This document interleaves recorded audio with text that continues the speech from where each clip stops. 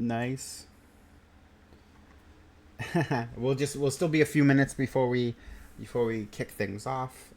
I think, or maybe we'll just dive into it.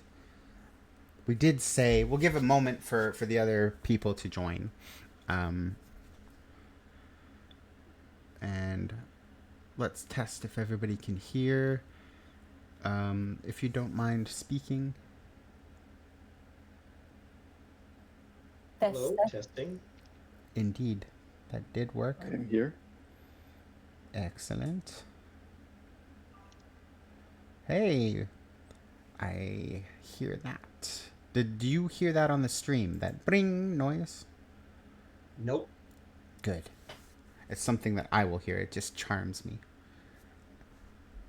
Oh, wait, I can't comment on that. I have your stream muted, That's okay. so I actually don't know.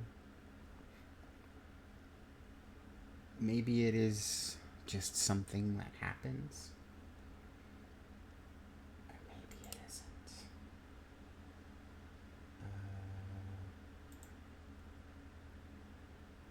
Okay.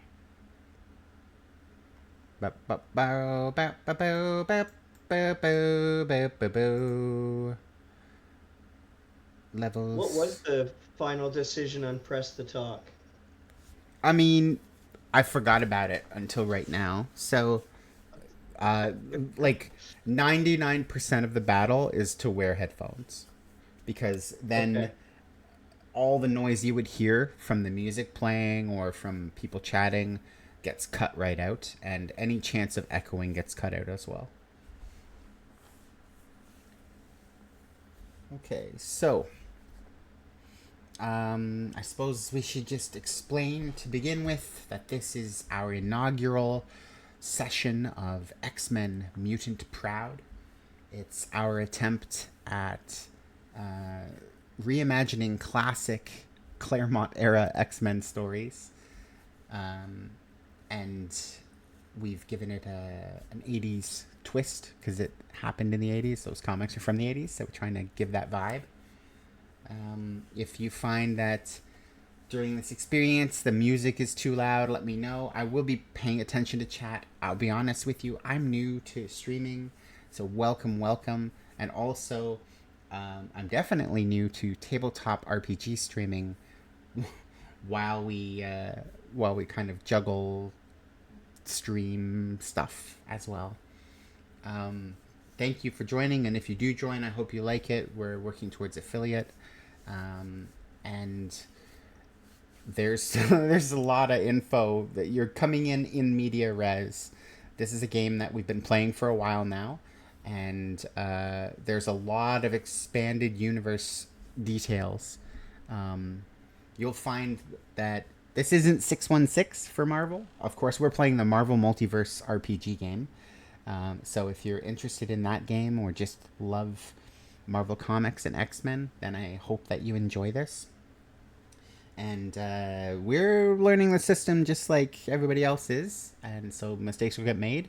Feel free to call things out, but I am a rule of cool GM, so I'm just trying to cultivate an experience together, and I will let things slide, and sometimes I won't let things slide. Sometimes I need bad things to happen, and I hope they happen to you. Um, I suppose without further ado, uh, let's get into it. The year is 1987. Marty Chong turned into a melted pile of goo in the middle of their classroom, causing hysteria. Seeking answers, the Chong family entrusted their child to Essex Laboratories for a cure. A group of mutants clashed with the NYPD after a break in at Essex Labs to rescue Marty. Another mutant was killed by police on the scene. The MRD raid a music venue to apprehend mutants at the event. Among those mutants are Luna, Serenova, and Rusty, who escape with the help of Victor and Alex.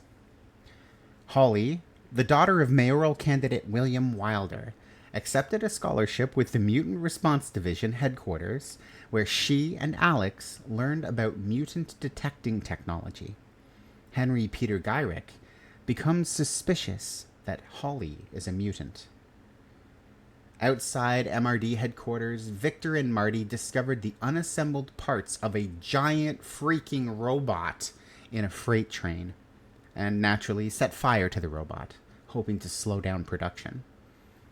Henry Peter Gyrick confronted Holly and Alex in a coffee shop in Yorktown Heights. When Alex confessed he was a mutant, Gyrick called for MRD forces to apprehend him, along with the first fully functional Sentinel robot.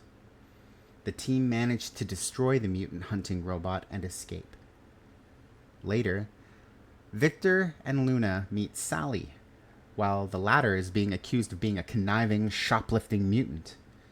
Sally takes the pair into the sewers of New York to meet a community of peaceful people, the Morlocks. Serenova convinces Callisto to see the Xavier Institute and consider it for the education of the Morlock kids. The others arrive, and a Morlock named Caliban warns that the MRD are raiding Mutant Town that moment. Rushing to Mutant Town, a series of makeshift shelters in an alley of New York City, the team worked to ensure the mutants there were able to escape into the sewers with the Morlocks. The MRD sends in a rapid response unit led by none other than Captain America, who clashes with the team. Luna humiliates Captain America by telekinetically playing keep away with his shield. Pressure continues to mount for sporting associations across age ranges to require testing of all athletes to ensure mutants are not being allowed to unfairly compete against decent folk. While at a gymnastics competition, Tiffany Taylor watches as her rival Heather Tucker is accused of being a mutant after performing well at the meet. The situation erupts as Maya Lopez and Tiffany Taylor both rush to defend Heather. When police arrive, the team signals for Tiffany to escape with them in an unmarked white van, even though she doesn't know them at all and doesn't even go here. Holly and Deshawn attend the annual NYPD Foundation Ball. The former in support of her father's mayoral campaign, and with a mission from Professor X to determine if Valerie Cooper is an ally they can trust. The latter being found by Emma Frost, who invites him to join her students at the Massachusetts Academy in Boston, where his cousin Tyrone lives. Outside the ball, mutant rights protesters gathered in the face of mounting aggression from law enforcement. A peaceful protest organized by Joanna Cargill, and including Heather, Tiffany, and Marty, is met with tear gas and violence. News reports would later claim the protest was a riot in disguise organized by bad actors. Looking for her friend Rusty, Sally Blevins, with the help of Luna and Victor, went to a Walmart, now converted into a makeshift MRD detention center, where they find Rusty, and together break in to free several mutants. During the jailbreak, Luna kills a police officer. Alex and Serenova bring humanitarian supplies to the Morlocks, and they come across Tommy, a Morlock who has been mortally wounded. They discovered the Morlocks have been murdered and found themselves being hunted by a group of mad mutant murderers, the Marauders. Serenova telepathically calls for aid, and the team comes together in the sewers to help fend off the Marauder attack. The fight is frantic, and in the end, Serenova dies. Victor loses his powers, and the team is forced to escape through Alex's portal. Powerless and grieving, Victor decides to leave the X-Mansion, thinking to return home to San Pedro, maybe rejoin his family that had previously rejected him. Alex tags along, and a romance blossoms. Holly and Marty also grow closer. Off the coast of California, an enormous mutant rises from the water. He calls himself Apocalypse and brought 4 horsemen to herald his coming. Alex opens a portal to summon the team, and they work frantically to rescue beachgoers at San Pedro, while holding off the horsemen. They discover their friends have been twisted and corrupted into hateful beings. The winged angel of death, the pacifist Serenova, now war, Caliban twisted and hulking as famine. All of these were victims of the marauders in the tunnels. With great effort, the team rescues who they can, bringing Angel and Serenova to the mansion, the latter of whom fights the team in the X-Mansion until he is defeated narrowly. In the aftermath of San Pedro, Senator Robert Kelly announces the Sentinel program has been approved to combat threats just like what happened in San Pedro. While they work to militarize further, the team returns to San Pedro to help the citizens. While returning to his childhood home, Victor spots his sister Katerina, older, from the future, who gives him a strange, shiny circle disc with data. She says, "What's on that disc can change the future." Then she vanishes. Tiffany begins having recurring dreams, a vision of a nightmare future. Professor X claims it is a vision rather than a dream, and Heather suggests a carnival fortune teller clairvoyant named Destiny might be able to help. Tiffany goes to meet Destiny with Holly, who invites Marty, who invites Tommy. Teen drama ensues. While Marty and Tommy have a date, Destiny explains to Tiffany and Holly that the future Tiffany saw is upon them. It begins with a new mayor of New York approving widespread use of Sentinel robots across the streets of New York City.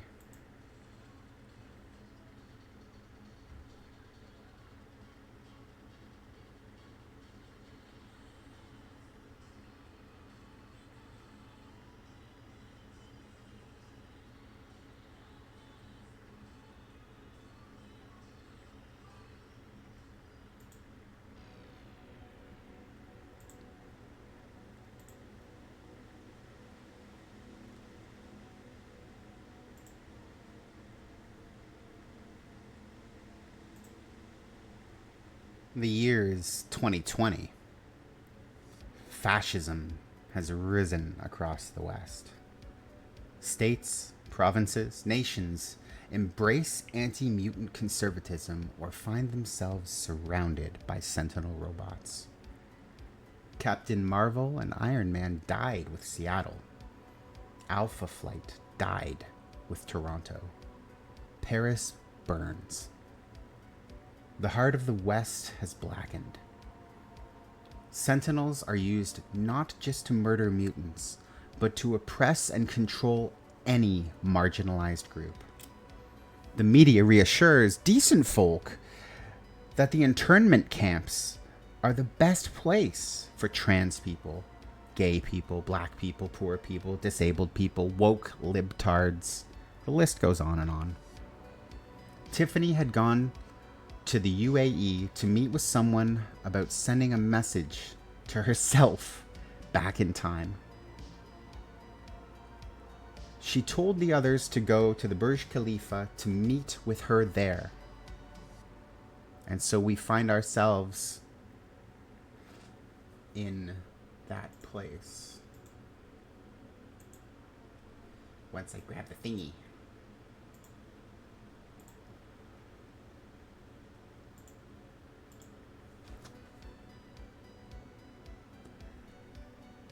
With us now is a ragtag group of mutants,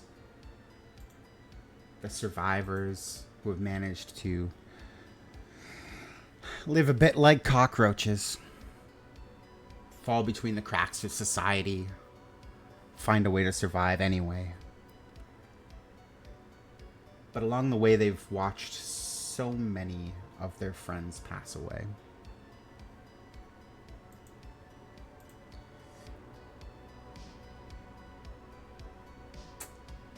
We have Marty Chong. Would you describe yourself for us, Marty? I would, thank you. So, Marty is a non-binary Asian ancestry looking person. Very short, especially compared to a nice and muscular and tall Alex Mercer. And at the same time, also doesn't try to be bigger than they are, and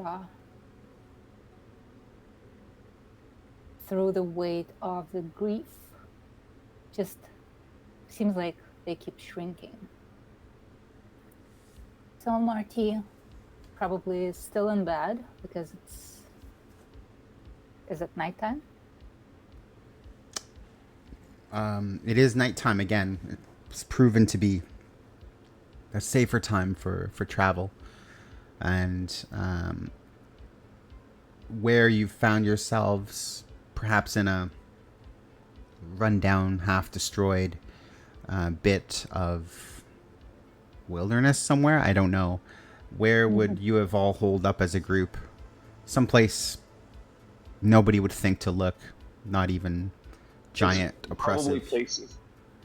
There's probably places that migrants live in the UAE that you could hide out in. So when Alex maybe created a portal and summoned people over, you, not really sure where to go and waiting for the sun to go down, decided to take some rest in one of those sort of dilapidated places where people wouldn't look, and now you're waking from a rest there. Yeah, so rest wasn't very restful, unfortunately. Marty uses as a doctor, or somebody who had to become a doctor, a healer of sorts, and having powers to heal. Marty was forced to deal with the horror and the gore that this never-ending conflict brought with it. And after 20 years of loss and grief, they started needing certain medications to help them rest, and then certain medications or chemicals to keep them going when their body would try to give up, but everyone else needed help, so they would push themselves further.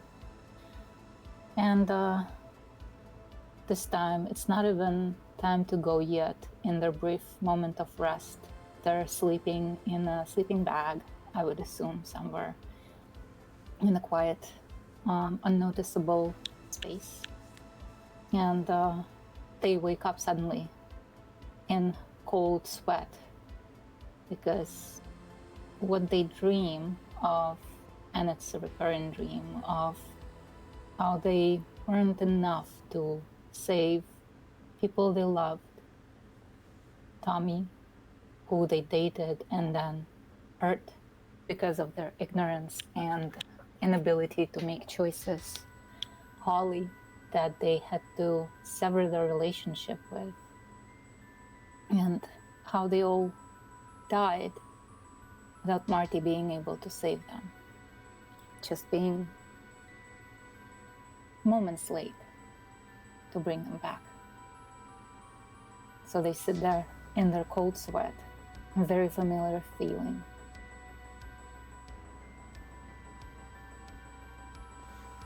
And it's after a scuffle over your shoulder that somebody who's become very familiar to you crouches down, places a hand gently on your shoulder, should it be shoulder and not goo. And Sally Blevins, maybe Sally Chong, who knows, maybe some universe out there, hands you a glass of water. Oh, thanks, Bubbles. You got it, Goopy. Sorry, did I wake you up? No, I couldn't sleep. I took my watch, but then, you know, just kept thinking. Yeah. See the The woman before you has graying hair, blonde otherwise. She's in her 50s and has the look of somebody who's lived a difficult life. You remember for a moment when you first met her, living among the Morlocks, brave, but also passive in a way. Somebody who just wanted to protect others. And you've seen along the years things change and worsen. And Sally slowly stopped worrying about her pacifism.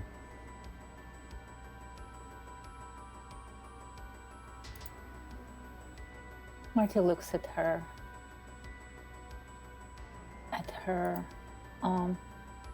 with the eyes that knew her before this all began, and her look of being able to age just reminds Marty again that when they look in the mirror, they don't see those signs of age. And just slightly hurts them that they are not able to be the same way as the others, even being among mutants. But at the same time, they're glad that Sally is alive still. And then there's somebody always next to them. Because the worst feelings they had is when they were alone.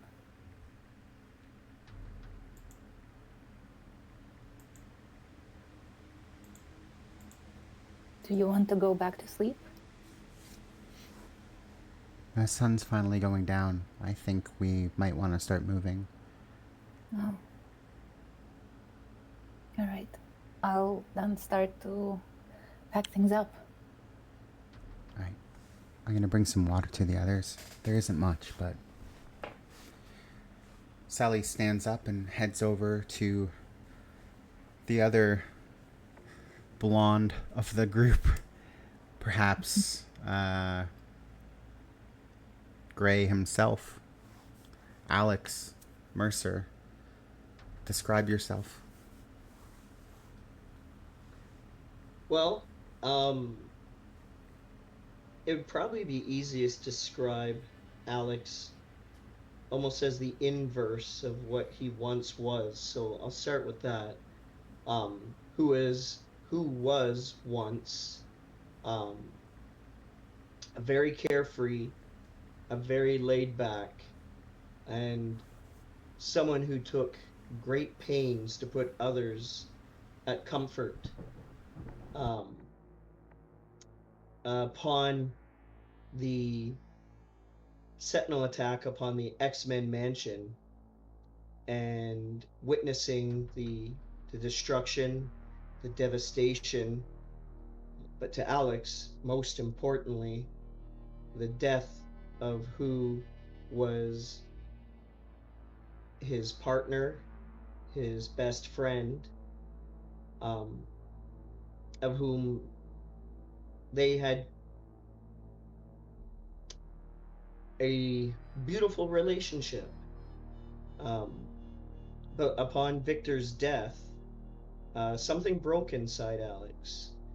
And as warped as it is, and as difficult as it may be to explain, he still has this drive to help people, but it has taken a very dark turn. He no longer is concerned about preserving the life of those who would seek to subjugate, hurt, imprison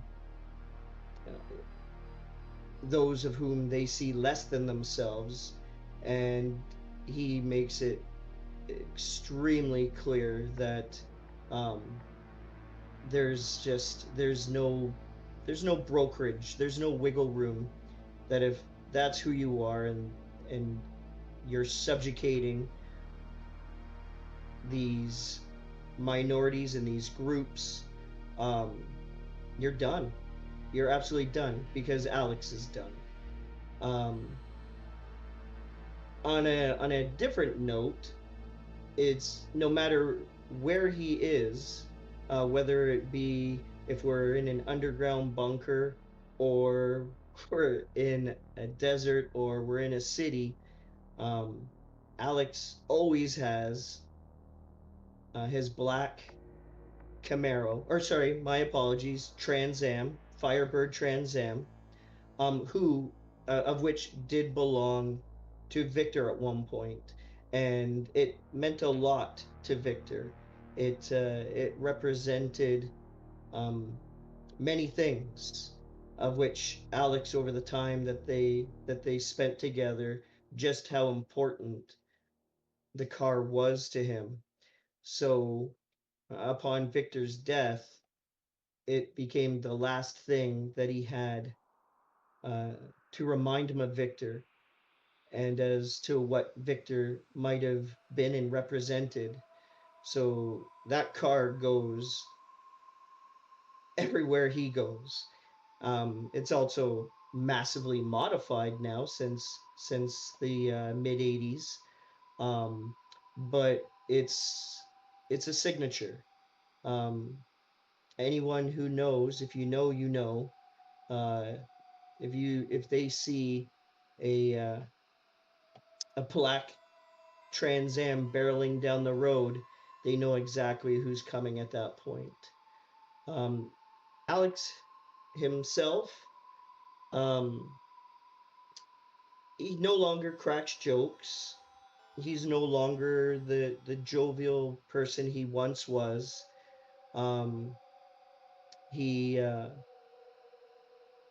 very serious, very Melrose, um, and has no time, suffers no fools at this time.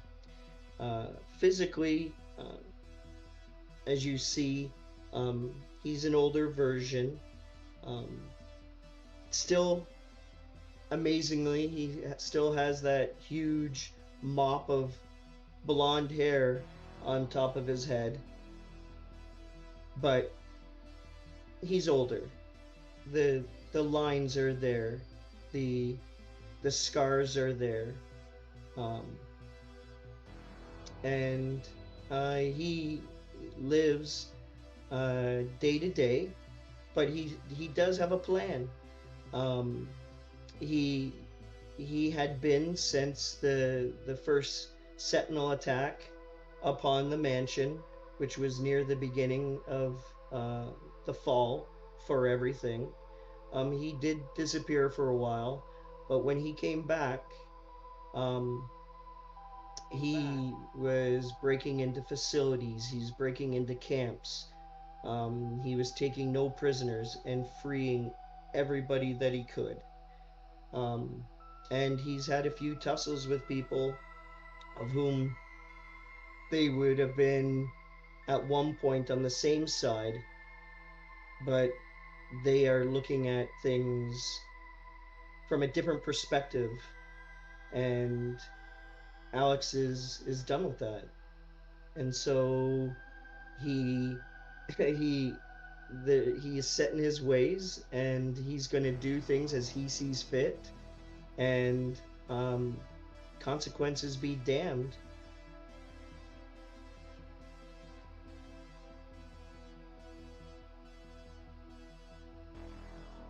Yes, Dorothy. The name of the black Firebird Trans Am is Dorothy. And Sally offers you a glass of water. Upon examination, it's amazing that the glass isn't broken given the conditions. The water is not over clean, but sometimes you just need to stay hydrated when you're about to go through something. Hey Alex, I thought you might be thirsty. It's the best we could do. I appreciate it. I'm fine for now. But there's probably other people that need it more than I do. I'm fine. I'm fine. Sally gives a wry smile. You say you're fine a lot, you know?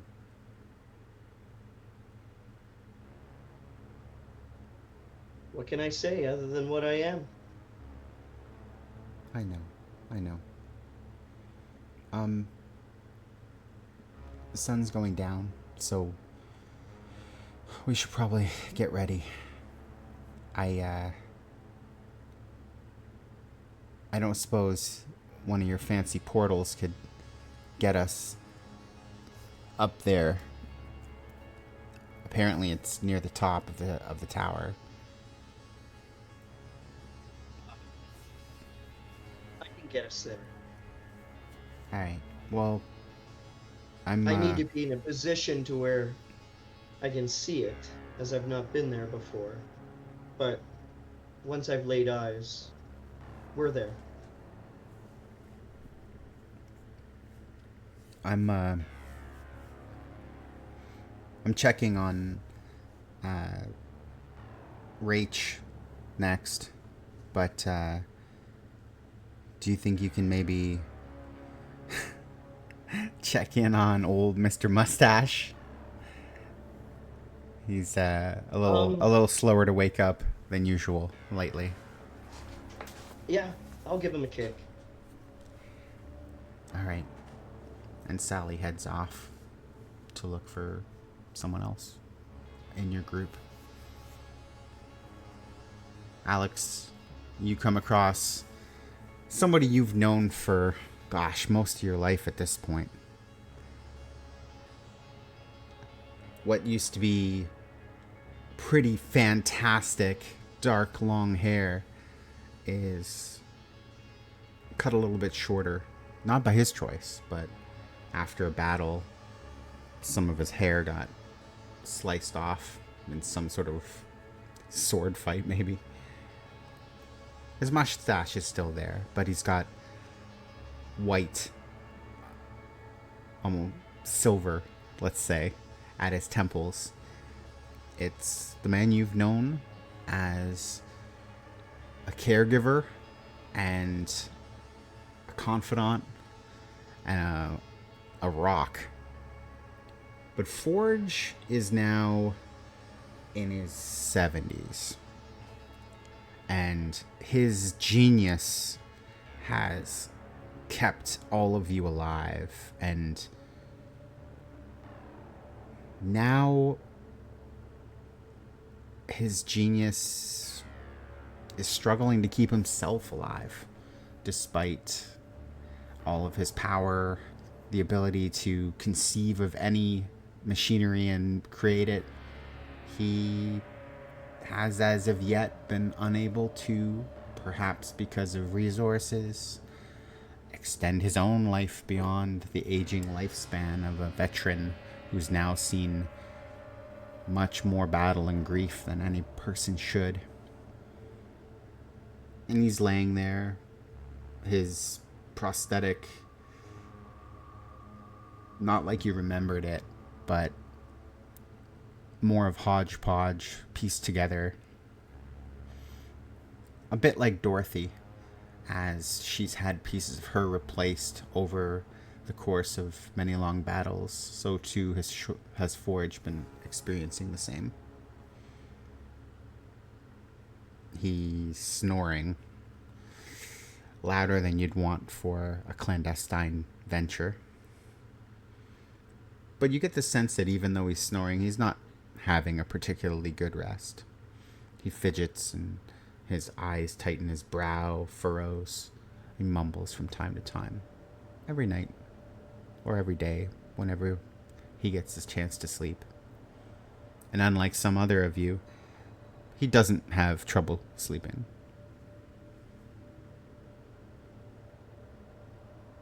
We'll approach. He'll pause at the side of Forge and he'll look upon him for a few seconds. Um, and there is a look upon Alex's face of uh, of better days. Um, little furrowing of the brow, a little of arching of eyebrows, and then almost without even realizing it, there's a little shake of his head, and he leans down and starts nudging his shoulder and says, "Hey, old man, it's time to get up. We gotta get moving." Oh. All right. Boy, you're going to be the end of me, you know that? He sits up, takes a moment to steady himself, rubs a mechanical set of fingers across his eyes, gently, as best as possible, and then sways as he gets up, crouched over. Are we ready to go in? Alex will instinctively lean forward slightly and put his arm out in front of himself if Forge should need to take it to help him give himself a push up. And certainly there was a time that you think perhaps he wouldn't have done that, but you've known this man a long time, and he understands that when people are wounded or, in need, he can be there to help. And so now you are here doing that, and he accepts it. It's a ritual that seems to happen more and more. And just, it's harder to recover after each day. Thank you, boy. Again. Thank you, my boy. What do you need? Is there anything I can get for you? What I need is Katarina to come back so we can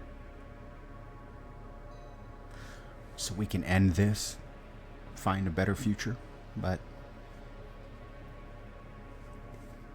I'm worried about her, Alex.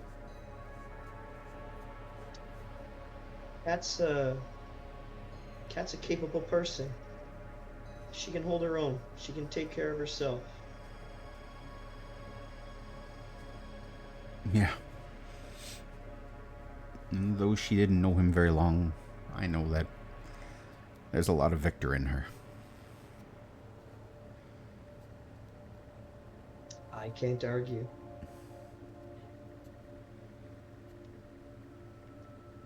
But guaranteed, old man, when she does return and we get what we need, this is going to end.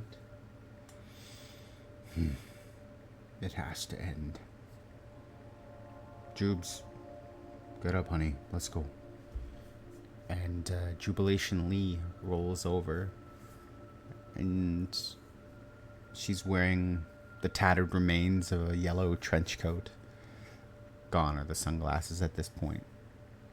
And in her place is a woman in her 50s, and she stands up and she leans against Forge to help support him from the other side. Yeah, old man.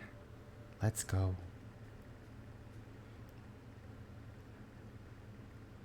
Sally returns with a young woman. Shock of red hair, a swagger, also an edge to her. Rachel Summers, the daughter of the X-Man Scott Summers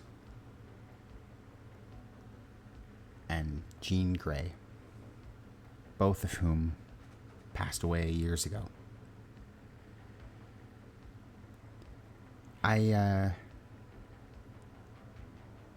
I didn't really want to risk it, but if you want, I could fly up there with you, Alex, and,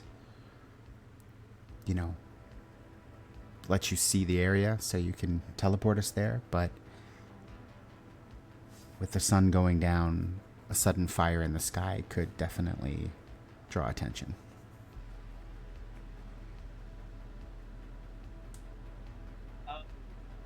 Yeah. Yeah. I don't think that would probably be the best course of action. I I got this covered. I got this covered. I can take care of it. All right, Pops. Sure thing.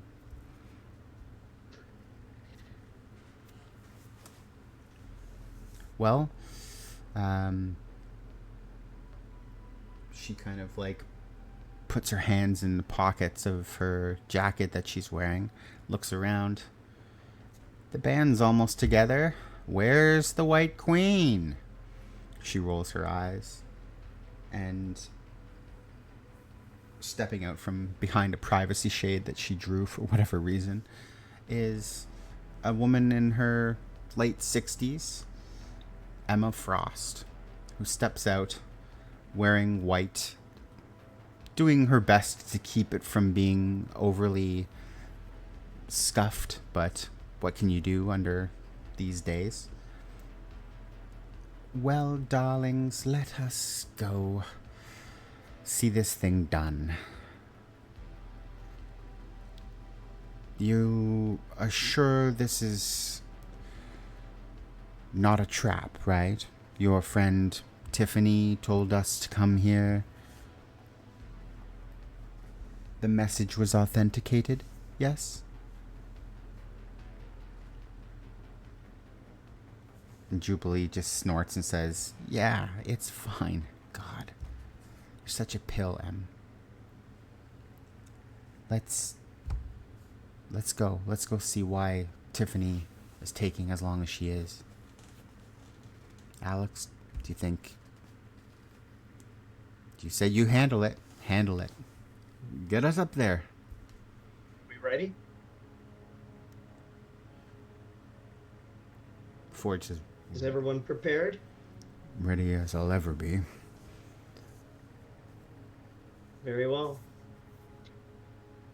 So, without being able to see the top of the tower, what Alex will do is he'll use his teleport power and just teleport straight up into the air above the tower so that he can see directly on top. And then from there, he'll teleport onto the tower once he sees a place to do so. And then he'll open a portal for everyone else.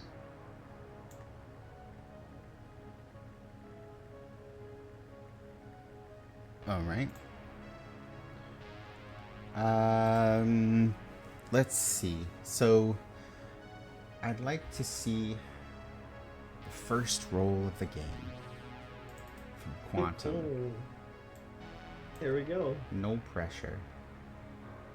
Quantum in his earlier days, depicted here, slightly distorted. I'll have to work on that for later.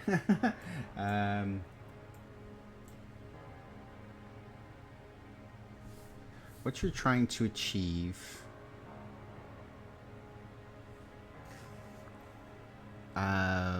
Let's say a vigilance roll, please. It's non-combat, so you would roll a non-combat check to vigilance, which is whatever your roll is, plus 4.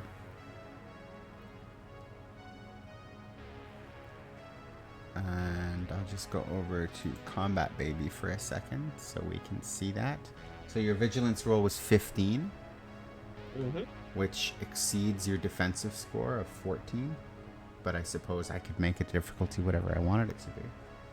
You can. So you managed to successfully figure out how to stick the landing, essentially, and get up there. Okay. And once you do, you are on top of a terrace. And all of you begin to step through onto that terrace. The wind is howling as you're up so high. But the variety of plants here seem altogether unfazed by the movement of the air. Something about how it's laid out, who knows. And hold on a second.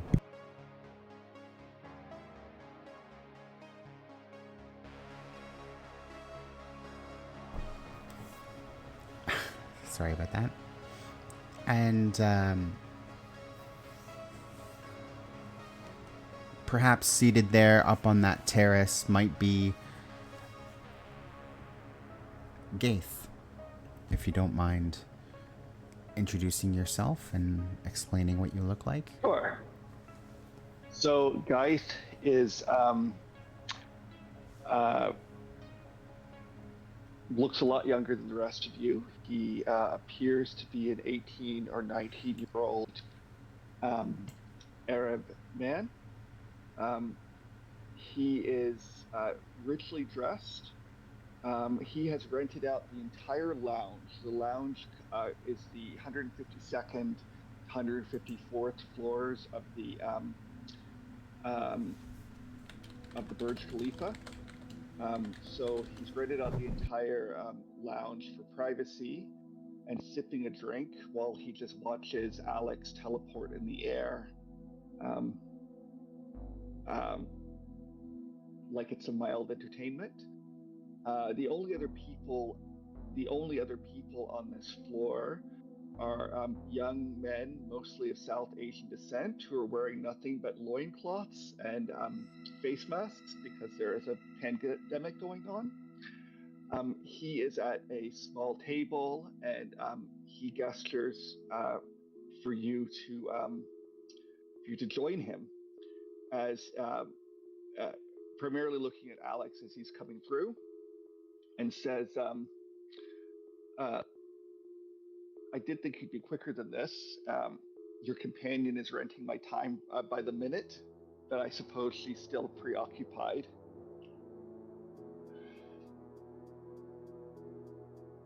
I don't know what deal you've brokered, but everyone will be here shortly.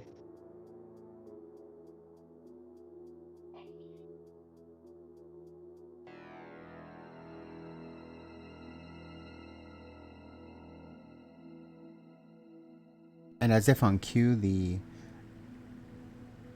group, as it is, Sally Blevins, Marty Chong, Emma Frost, the young Rachel Summers, Forge, and Jubilation Lee step in onto the terrace through the portal.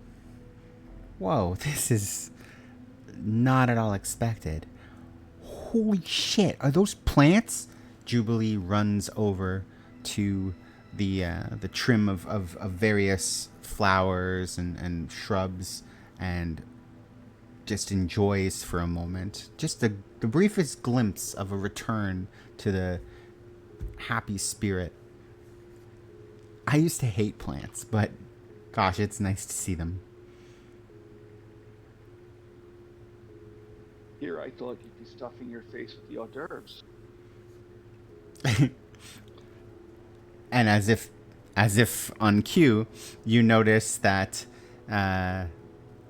Sally is pocketing a lot of hors d'oeuvres. And Emma Frost is even picking them up and trying her best to maintain composure, but you could tell that these are people who haven't been eating a lot lately.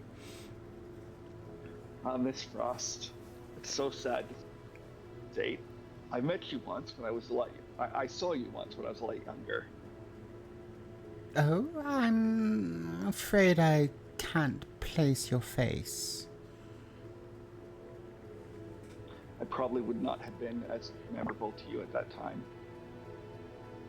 I find that remarkably unlikely, considering your age.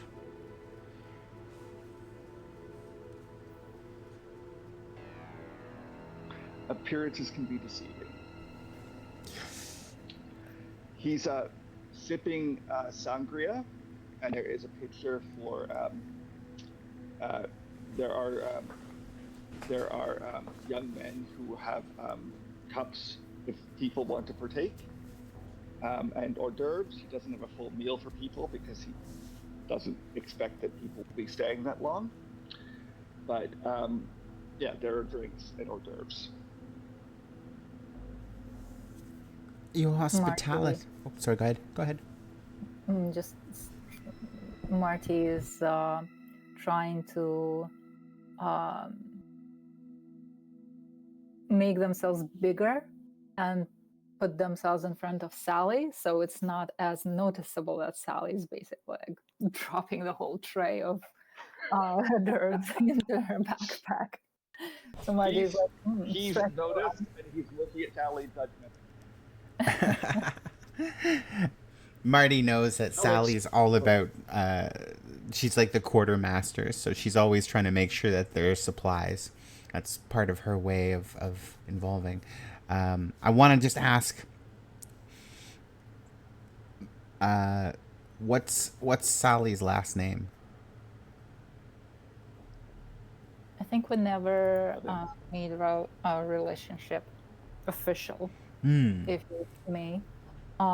Just because, government hasn't been on our side, so what's the point of making things official? So we stay with the same last name and we just have our own pet names, and that's enough. Yeah. And go ahead, Alex. Now that Alex has had a chance to, because he's no longer working to stick that landing and summon the portal, he's taken a moment to look around at this point. And he looks to Gaiath.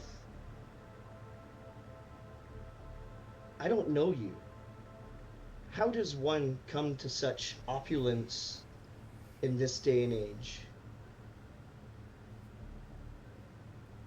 There's always been the haves and the have-nots.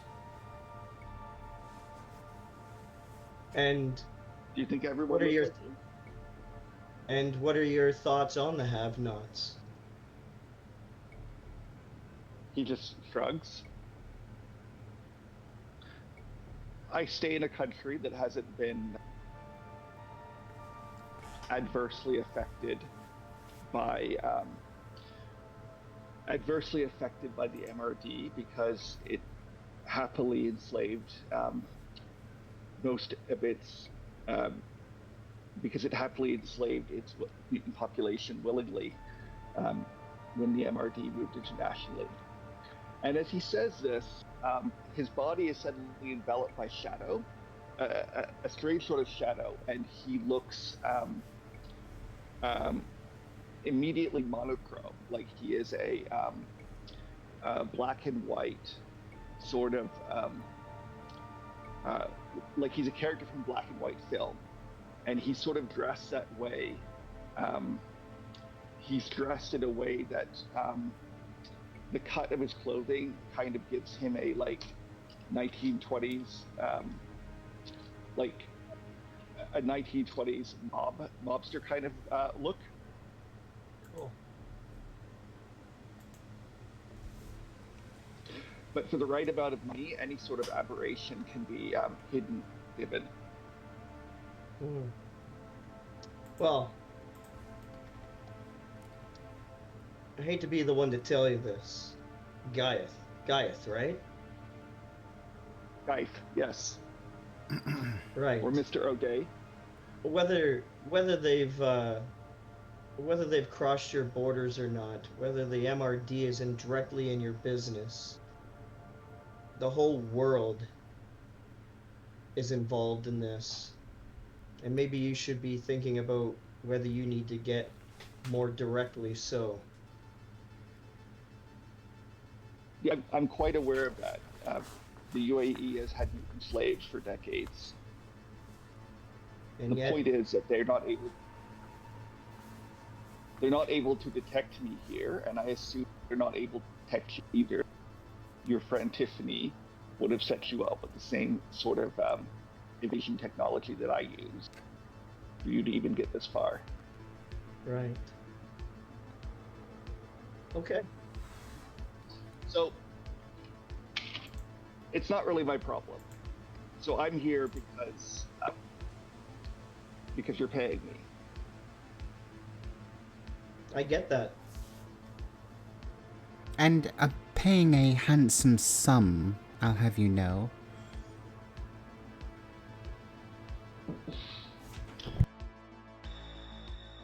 Tragically, your companion is late to a meeting that she herself arranged, I might add.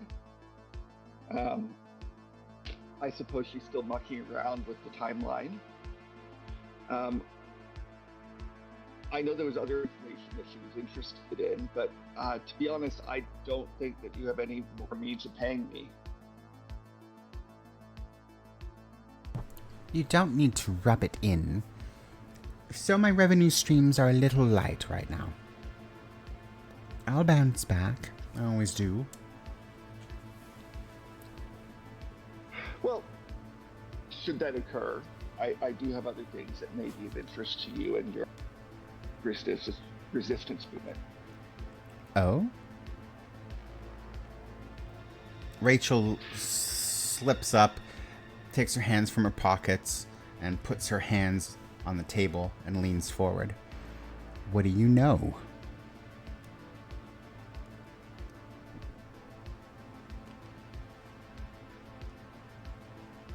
Are you going to read my mind? Don't bother. I didn't bother memorizing any of the results, any of the information.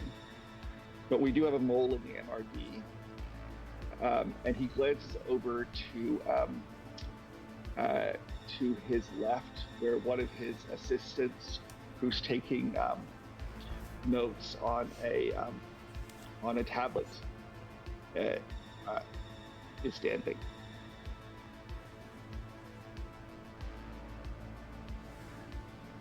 You want us to believe that you have a mole in the MRD, Jubilee says as she comes back over from the plants and starts eating hors d'oeuvres. Who's we? Well, you don't need to believe it if you don't have anything worth giving me. Oh. But my results have worked well for me so far.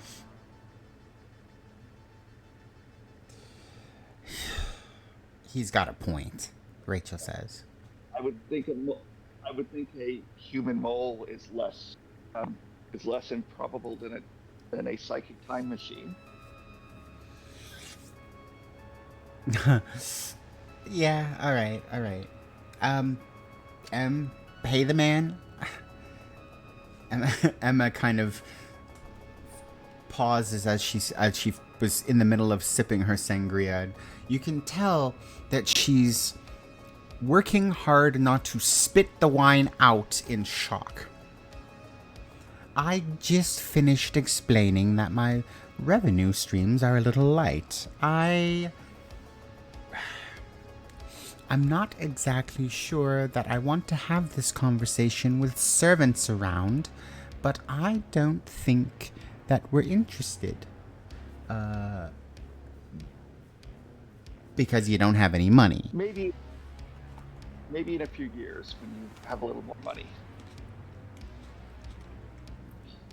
Forge speaks up. Years, no. No, this can't wait. We need that information now. Don't you understand what we're trying to do? Well, that sounds like a you problem and not a me problem. Forge just stares at him. You are a glorified information broker, and you would withhold information that could potentially save the lives of millions to make a profit. He just kind of shrugs. Kermit T emoji personified.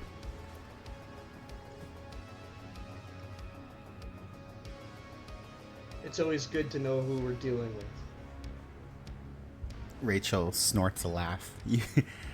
Yeah, you can say that again. Alright, so you know we're light on cash. What do you want instead?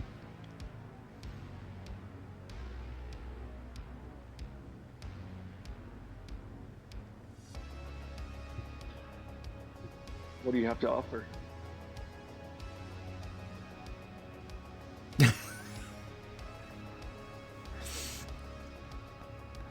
The tension is thick.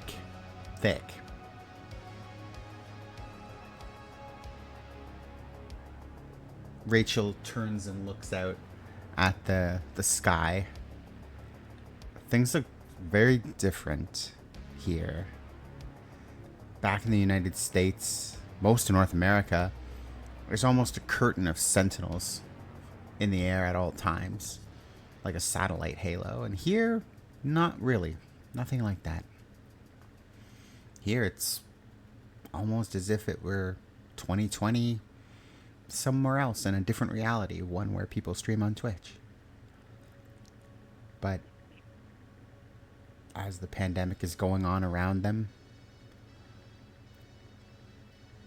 it's eerily quiet here. Jubilee sighs and turns to say something to the information broker. And A when guy stands up. Guy stands up and moves to a window, sipping his sangria as he listens. Jubilee steps forward, she raises her hand, her finger pointed outward to you, and suddenly the glass behind you shatters, as if by the sheer will of her index finger being pointed towards you.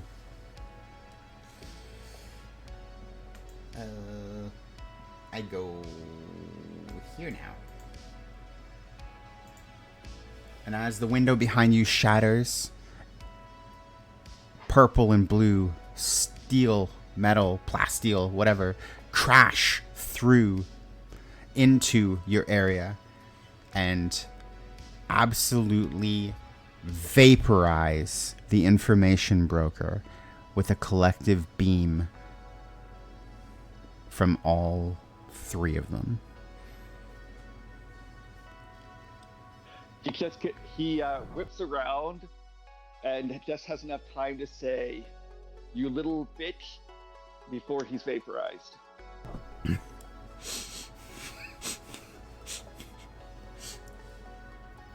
And that's Geith.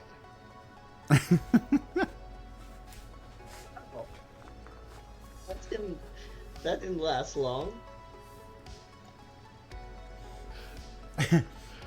You can have your color back in your face. We go to combat, baby. I see that I have to fix this. 1 second, let me get the turn order up, because we are going to roll initiative. Maybe we'll take a 2-minute break as I figure this out.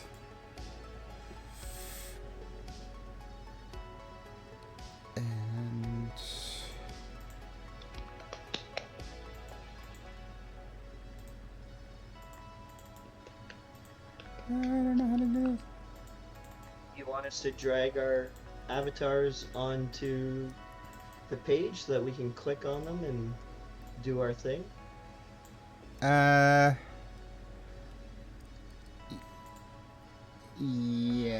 So we're going to do a bit of theater of the mind this evening. Yes. Okay. And so you'll appear on the turn order, but so yeah, bring out your tokens. Bring out your dead, and let's just place them like here.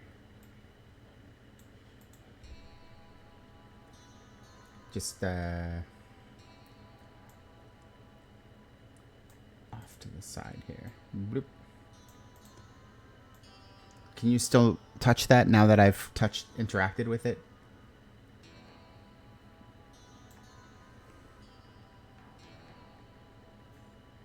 Oh, okay. So line it all up if you don't mind on the left vertically, and we'll just be one moment as you guys are.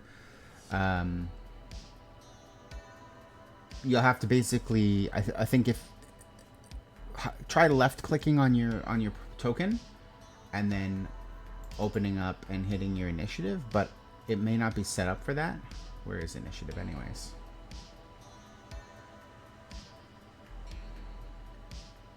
Initiative modifier right here.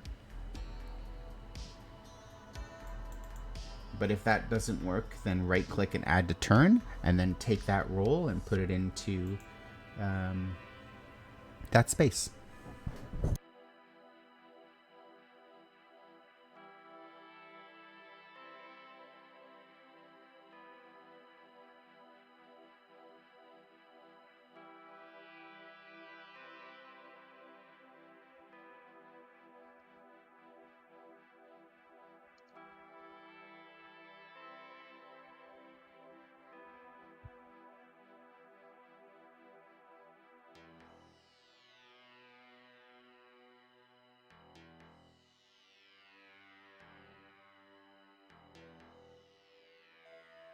What does a fantastic result for initiative? That means I get to go before everyone else for one round. Isn't that what that means?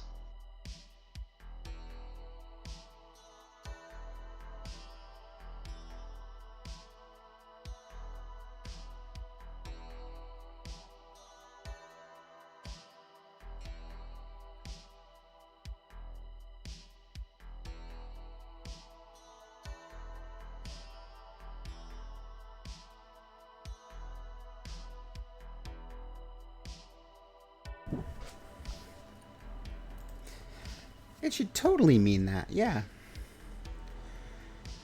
And who else?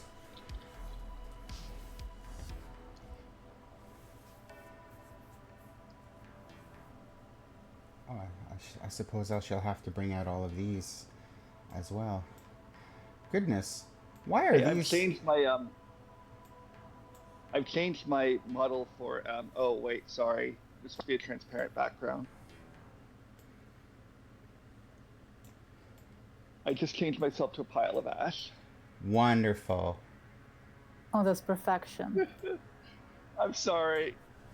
I'll send it to somebody who's not. Can somebody who's not May remove? Cause my conversation with May has spoilers. Someone who's not May remove the background. Mm-hmm.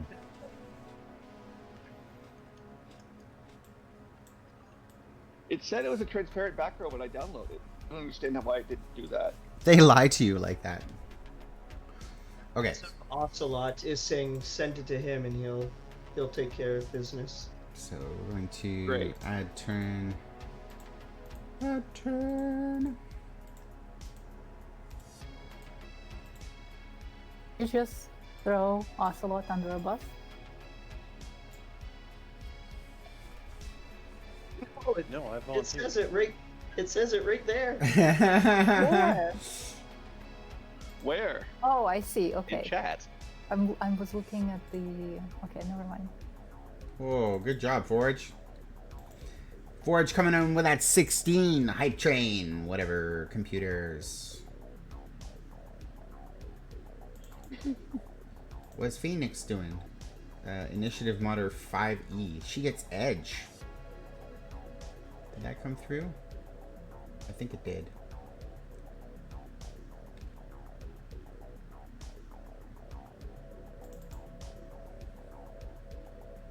Everybody talk while I'm preparing this.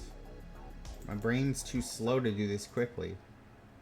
I like the Oops. avatars. I just rolled the wrong person. I saw the Jube and I'm like, Jube? Wait, no. Yeah, that makes sense. Jubilee gets caught I flat-footed. sent it to you on Discord. There's somebody Windows. I know.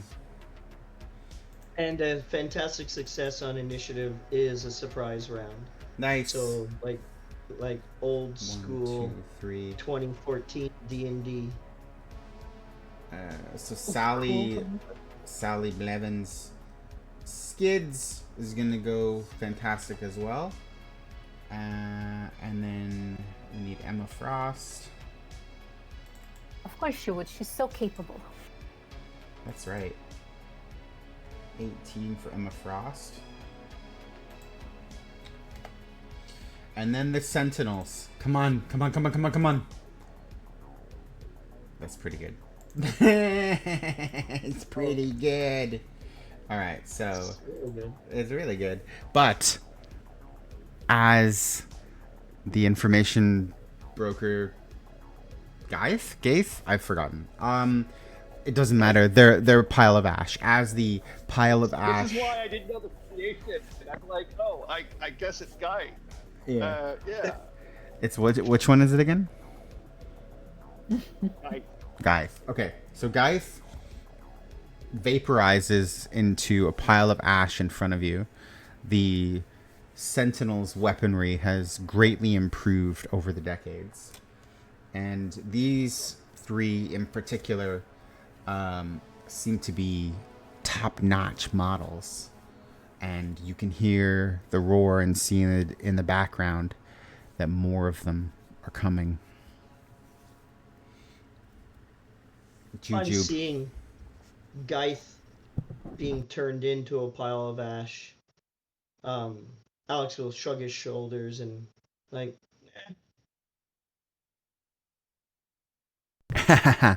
Shade thrown. All right. Marty, what do you do? 3 sentinels have landed. Surprise round. Surprise round, yes. Alex, Yeah. what do you do? So we have sentinels, 3 of them in our face right now. You sure do. Okay. The sword appears in Alex's hand, and he immediately attempts to attack one. So he will blink barrage towards one of them, and attempt to strike them. Sounds good. All right. So Blink Barrage, if you wouldn't mind reading it for us all. It's right. Where is it? Blink Barrage right here. It's where I teleport rapidly in succession a number of times, basically confusing my enemy, not being able to figure out where I'm hitting from, but more importantly, where I am for them to attempt to retaliate, giving them I've only been playing this game forever. Not disadvantage. Trouble. Trouble, yes, trouble when they attempt to hit. So I swung with a 16 to strike. 16 to strike, and you're attacking which defense? That. It's a melee defense, isn't it? Yeah. This is just a straight up sword attack. Yep. So you hit. Their defense score is 11. And I have no doubt they have damage reduction, so it's yeah. 35 before you start minusing any multipliers. So it's 6 times something plus 5. Yeah, and the way damage reduction works, so it's 6 times. What is your normal multiplier? Is 5, right?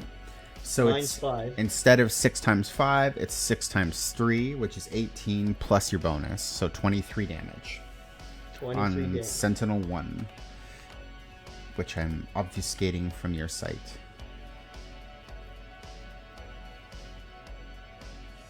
And that would be my surprise round.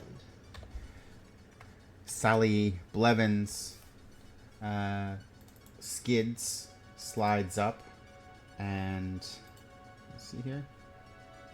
No, she doesn't have a ton. She's kind of impenetrable. But what she will do is immediately defensively drop the extra hors d'oeuvres and zip the bag closed, thinking instantly, I need to keep this because we need to eat, because we need to survive. And we are going to survive. And then she spins on her heels, steps back, and her world around her seems to sort of bend slightly and have an oily sort of sheen in it, like looking through a bubble. It's just a force field, something like 2 centimeters, maybe 3 centimeters outside of her body, covering her. And she whirls and holds her arms out, much like her picture there, and stands in front of Marty, the person that she's grown to love.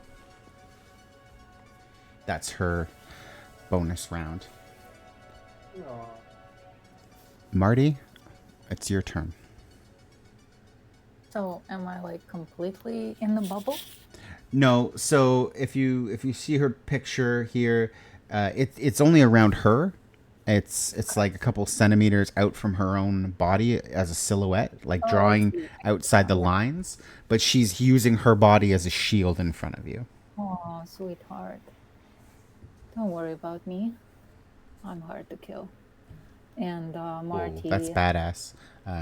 Marty is going to elongate, like, part. Immediately goes into the goo mode. So this disgusting blob of that looks like a human smoothie forms and elongates part of it. You don't know. Was it the leg? Was it the hand? What was it? Elongates, and my reach is now 10 times the regular. So I reach for the same sentinel that Alex was hitting with his sword, and I use the reverse punch, which Reverse I'm flash. spending 5 focus, and I roll with edge. Yeah, you do. Yeah. What's the damage reduction? Sorry. Their damage reduction is -2. And good Nice. call. The cool thing about this is Demiplane has these books, and Demiplane and Roll20 play nice. And so their character sheets, while perhaps not very performance goody, they give you the ability to put in the damage reduction before the damage. So when you call it out, I tell you it's a 2, and you add that to it, and that's how we get a result of... That's Fantastic success. fantastic success. On a fantastic success, something happens. Yeah. So I already under damage reduction too, so that is included. And when it is a fantastic success, the enemy takes double damage and it is stunned for 1 round. Stunned for 1 round. I'm going to assume you didn't do that to the same one Alex hit. Yes, that's what I said. Perfect. It is the same one, or it is not? It is the same. Okay, cool. Focus fire. Yep. Let me just add that. Do with this. Let's just Forge, Phoenix. Sorry, I'm arranging our pretty pictures here. It's very interesting that your pictures are so much smaller. How confusing I find that. At any rate, there was no damage for that though, right? It was just you stunned them. No, they take double damage. Double damage is, what's the damage? 20. 20. It says it can be So 20 times 2 or just 20? 20 times 2. Is that even possible? Like 20 times 2? Like what is that, 40? Yeah. Can they do that? But is it even possible for me to roll fantastic? Not usually. Yeah. Perhaps with never the power usually. of the internet? I don't know. Oh yeah, maybe. Maybe I'm more powerful when we're streaming. Very unusual. It is. That sentinel does not respond, but the other 2 do. They step forward. In this small space, they tower 18 feet tall. Wide. They're not 18 feet wide, but they are wide. They're wider than people. And it's like a bull in a china shop. Broken glass is everywhere. The ashes of that seemingly uncaring individual begin to blow into the air and fly out onto the breeze, carried by the wind, and scattered across the UAE. No. No, I'm going places. One of them sets to slam his fist down on Marty's position, but the interposing with Sally Blevins causes the attack to be on her instead. I just want to really quickly check what that does. Oh yeah, okay, that's cool. All right, and then they attempt their clobber. Enter damage reduction. Her damage reduction is 4. Roll. Go, Sally.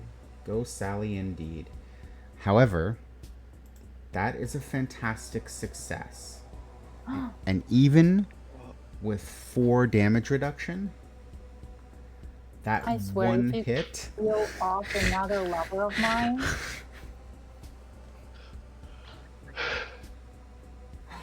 that one hit crushes her into the balcony, and its fist pushes further down, and there's a scream as Sally Blevins falls the entire length. Wait, no. Does it mean that we both fall because I'm right behind her, so it crashes me as well? No, it doesn't, because that's just where it ends. Like, honestly, you feel unsteady.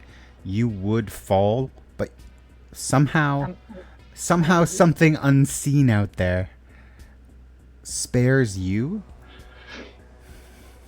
but kills something you kills something you love. Force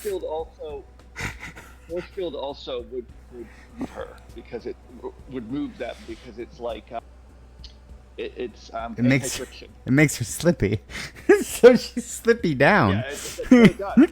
Yeah, because when people try to hold on to Skids in the comics, they can't hold on to her hand. Yeah. Yeah, so it will. If something impacts her, it pushes and bounces people away from her.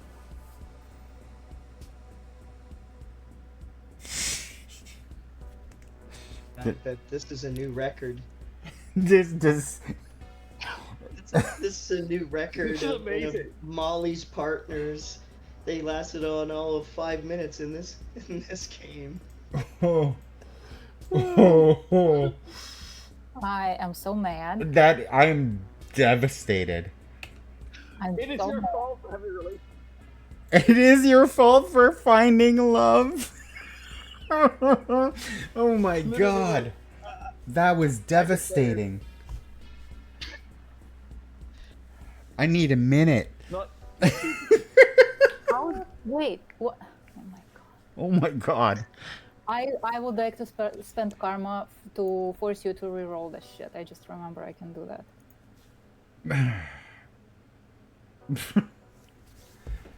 I just deleted her character sheet. No, you can bring it back, I'm sure. You remember it by heart now. Okay. Oh, the death was so impactful. Somebody saved me from this. Come on. Yeah, the deck was so... let it happen. No. This is the fourth one. You cannot do this to me. I didn't do that one to you. You watched it. I didn't do that.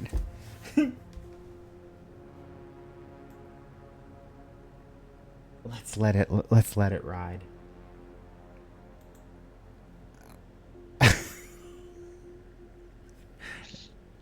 It's devastating. Let's let it ride. That's emergent gameplay. Oh my god, that was so unintentional. It looks like Jujubee is crying. I think... Okay, alright. You are allowed to spend a karma to reroll, right? Judges? Somebody, and by judges I mean somebody whose brain is better at remembering the rules. Can you do that?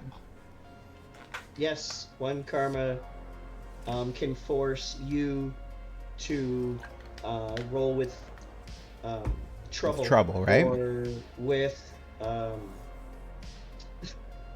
the other one. Okay. Yes, you can be forced to roll with trouble if Marty spends karma.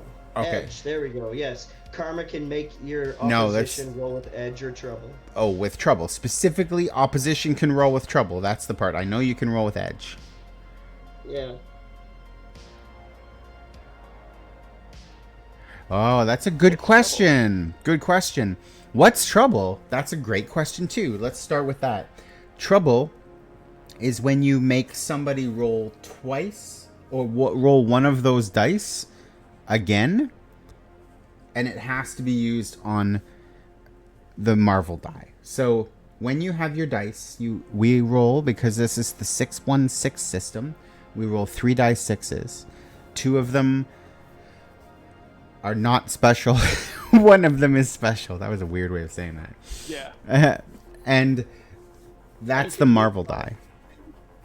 And as Pensive Ocelot points out in chat, it has to be used on the Marvel die. Sure, that's And okay. you can That's use the it on any roll. You can use it on any roll, not just a roll targeting you. okay, Yes, great. that And is you correct as you well. can give it trouble. So does it have to take place before the roll? You can Well, see the result usually before using karma. Okay. No, we've used karma many times as a reactive action, so no, I don't think so. That Okay. would make sense. Okay, so here I am. Oh.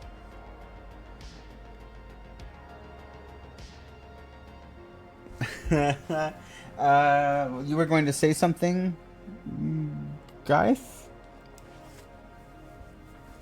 I was just asking how much karma everybody has. So that's a good question as well. I tend to give karma out when people do cool things, or especially heroic things, and sometimes if I'm just feeling spirited. Karma is typically karma is typically like a finite resource that I don't know. Somebody else should explain. Let me see here. No, it's fine. Okay, so we're If going. the DM likes you, you get a karma. If not, then you don't. Okay, but we are re-rolling this. You'd like to do that? So. Yes, I would like to do it. Yes. Okay. So let me figure out how to do that. Bring up the Sentinel again. This is my rolls. I'm going to re-roll and re-roll one die and re-roll. Okay. So when that fist crashes down, it does hurt her, but it doesn't hit so hard that the balcony cracks open and she falls down to her death. Instead, she drops down to one knee with her forearm up and braces as it hits her. And then it deflects off her and slides away, doing some damage and leaving her swearing under her breath and saying, "These guys are serious. We have to get out of here now." And that is this. That was that one Sentinel's turn. Wow, we are making progress. Okay, so she is not dead, and I will bring up her character sheet in a moment.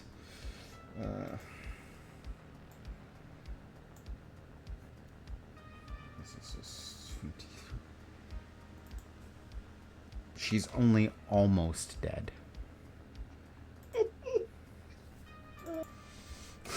Thank you for rubbing it in. Give it time. Give it time. I'll close this again. And then we go to the other Sentinel, who is going to attack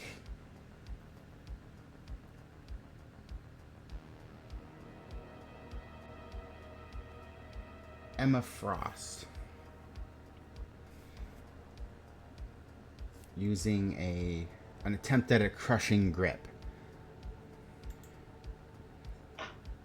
And Emma Frost has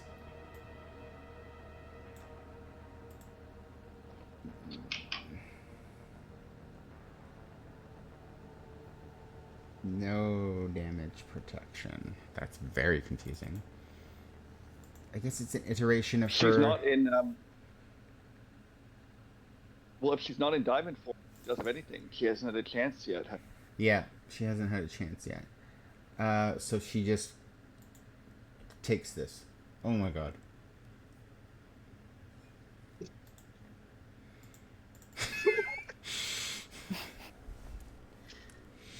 The Sentinels are swinging for the fences. Hold on. Where is this? Oh my god. Oh my gosh. Was she perhaps in her diamond form? No, she wasn't. Oh my gosh. Damn. Just gets absolutely clobbered as he wraps his big metallic fingers, or their big metallic fingers, around her and start to crush. She's screeching in pain, bones breaking, ribs cracking, internal bleeding spilling forward into her body. And now it's her turn. She solidifies, turning into diamonds. Some diamonds cracking and falling away from her down as a little rain of shimmering, landing onto what's left of Gaith's ashes before they blow away.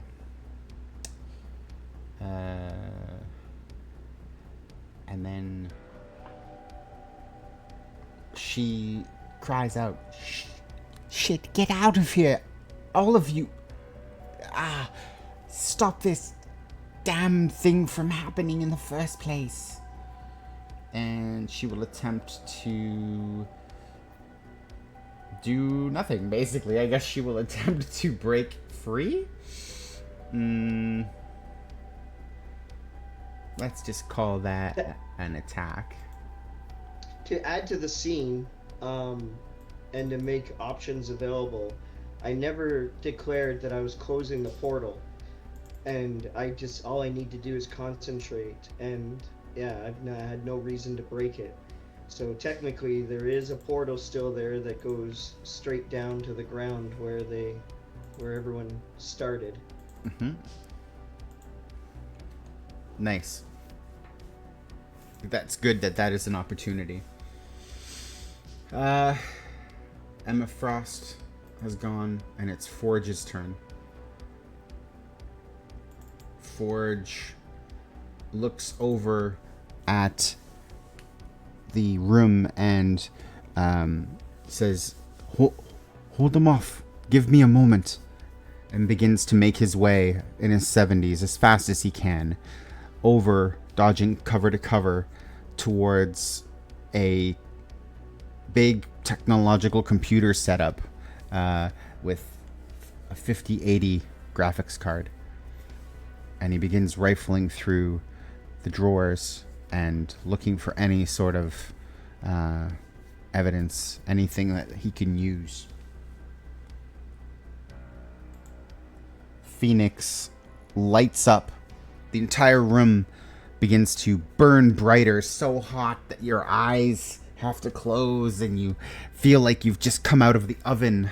And she takes off, looks behind her and down at you as she's flying and says, "I'll hold them off. Get this done and get out of here." And she flies off and begins to engage the incoming sentinels with a roar and a screech of a phoenix as a flaming visage of a phoenix spreads out from her, and she fills the sky at night with light.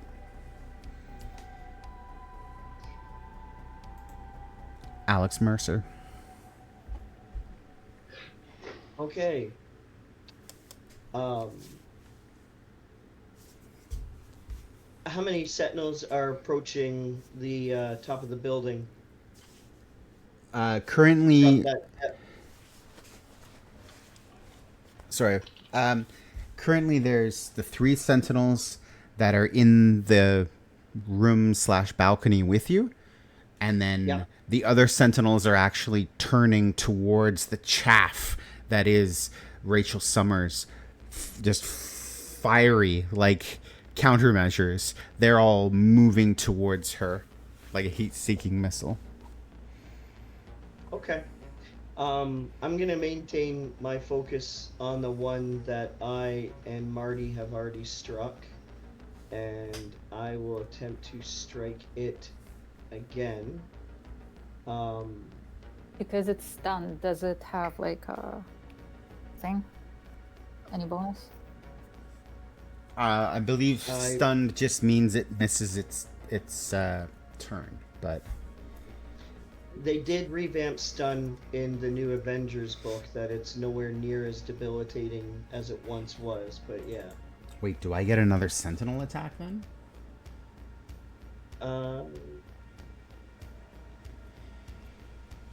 Do you have a not Jubilee, Jube? So confusing. You're so similar. So if I come down to, where is that again? It is. It's called reverse punch. Let's look Reverse under. punch right You looking here. for stunned? Yeah, I should be able to get stun condition right here. Any powers the character is concentrating end, they can't take actions. Oh, all of the attacks have an edge. Yeah. And they have trouble on any standard actions or reactions and cannot use any movement actions. Yeah. Okay. Are you sure this is So the errata? then It doesn't. I- We'll deal with it later. Yeah, you have edge. Oh, that's true. I don't know if Demiplane is incorporating it yet. That still seems Um, super powerful. So. Right. So, do I have... I normally have edge, even though I didn't roll with it last time because I had hit anyways. But do I have edge because it's stunned? Is that what you're going with? Mm-hmm. That's Okay. right. But So only then if only I for have things edge. that single attack that. Yeah, so I have the potential to possibly re-roll 2 dice then. So let's roll this. Okay. I am going to attempt to re-roll that marble die and see if I can make some magic happen. Mm-hmm. So I'm going to... The magic being when you get 616, it's an even Yeah, better. exactly. It's a marvelous success. So let's see. Ultimate success. I misspoke. So, So, explain how that one goes away.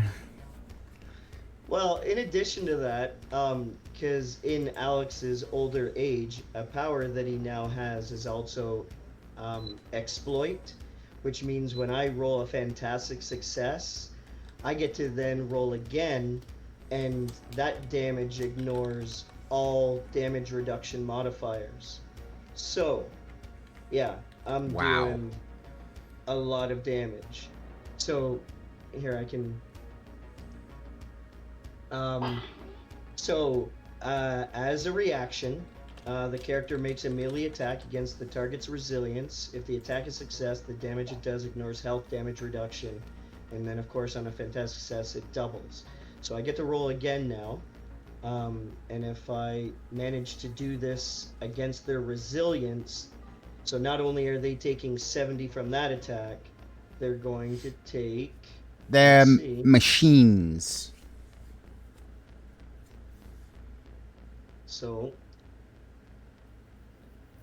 What's the... does that hit their resilience? But I can re-roll one of those die. It does. So then, in addition to the 70, they're taking... So the 70, their damage reduction does apply, but that 20... You know what? I'm gonna gamble. Because that was an attack, I get to roll with advantage. I'm gonna see if I can do better on that 3. Ammo. Amazing. So they take 70 minus all their damage reduction as well as the other 70, but that includes their damage reduction. How do you want to defeat this robot? So yeah, seeing Emma Frost being crushed, seeing Phoenix taking off, and Emma saying, "Get out of here, get out of here," Phoenix saying, "Get out of here, get out of here." Alex has anything but a look of getting out of here on his face. And the resolution is just stone. So, what he does is he just simply... I'm going to make it simple for this one. Given that we're in a building, I'm just going to say Alex just cleanly slices it right in half. Nice. And this incredible sword that's been with you your whole life that is I'm not even sure. Is it even something you know, the significance of this item? Did you ever get a chance to learn about your heritage? But when everything had just gone wrong, I don't know. Yeah, I'm gonna go with the fact that there's just the world is not right, and that is not something that Alex has even given thought to, and to the fact that the sword leads him along the path of violence. It He is thirsts. welcoming that path, so he's not questioning it at all, and that's the state that I described earlier that Alex is in. The sword encourages violence, and he's welcoming it. So he's not questioning what the sword is, where it came from. He could care less at this stage. He's just happy that it's doing what it's doing. And it is fulfilling its purpose. And so too, I suppose, Yeah. are you as a tool of the sword. And that Yeah. light inside you burns hotter. It's more dangerous, but it's less pure. And that mass of metal that was assembled, maybe at some point architecturally, by humans, is now just churned out by the factory that is Master Mold. And another one of his soldiers falls under Alex Mercer, the man known as Quantum's blade. And he has more parts to repair Dorothy with. More parts are coming as well. There's still 2 sentinels with you, and more in the area, swarming around the building, even though this, technically the UAE is a sovereign nation. This isn't the first time that sentinels have been sent to foreign nations. Remember the lesson of Paris burning, smoldered, Eiffel Tower smashed, crushed under the heel of a sentinel. And here they are again. Alex Anywhere remembers well. Anywhere mutants live or are found, the sentinels will be there to squash diversity. Jubilee roars and fires on the one that's holding Emma, using a power of... That's Jujube. I swear. Look at that picture. Yeah, she's going to use the blast. She's going to elementally push it. Focus 10. Blah. And damage reduction is 2. And let's roll. Fantastic success. The familiar, if you've seen the cartoon, noises and sparkling streamers, exploding light and brilliance, drawing attention as ever she does, even in this state of her life. It explodes. The sentinel reaching up with its hand, dropping Emma Frost in the process, who falls to the ground, winces and spits out blood. It raises its hand to cover its face as it's bombarded with these sparklers. Damn kids messing in my yard. Marty, it's your turn. How far? I know the portal that we went through. It's kind of far away from the building, right? So this is our escape route. That's Alex mentioned that escape route is still there. It's on the balcony.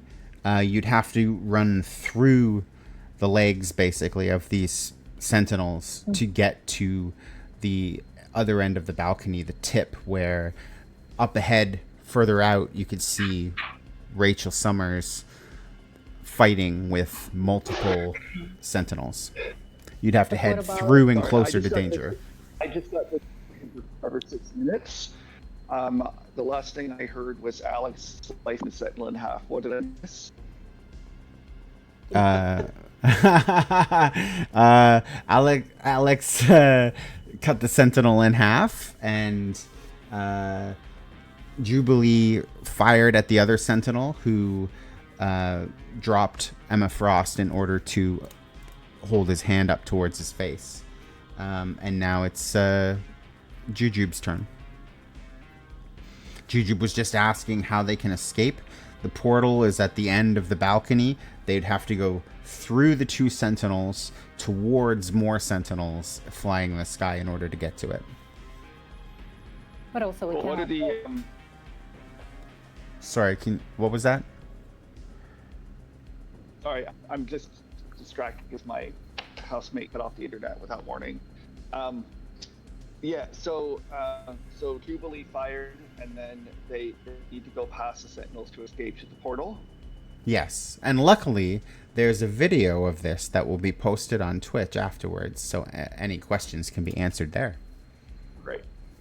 And the civilians, I assume they're just crouched and stuff, because there's also bystanders here too.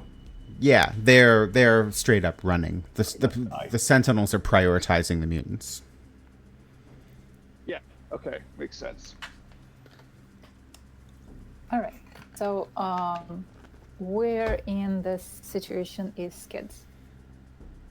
Skids is currently down on one knee, right beside you. Right beside me. Okay. Yeah.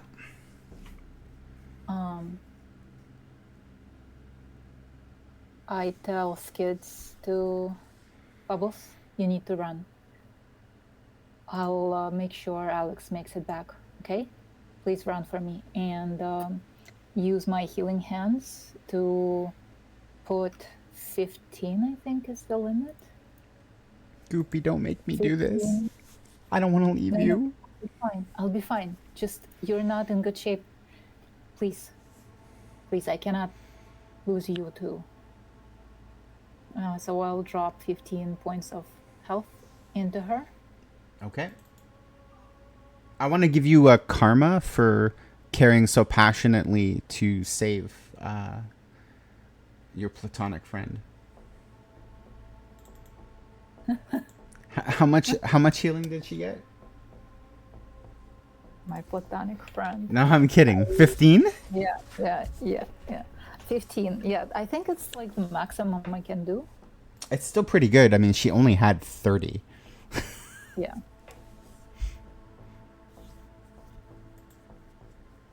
And I stand in front of her so that she won't become target.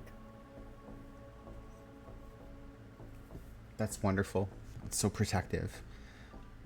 Marty, ever the romantic. It's the Sentinels who attack now. The Sentinel that dropped Emma Frost goes for Jubilee, raising up its palm and firing off. Why? Why did I do that?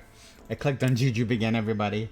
I don't know if you saw. It was on the stream. Oh, God. You just love my picture. That's right. Blast. What was this one here?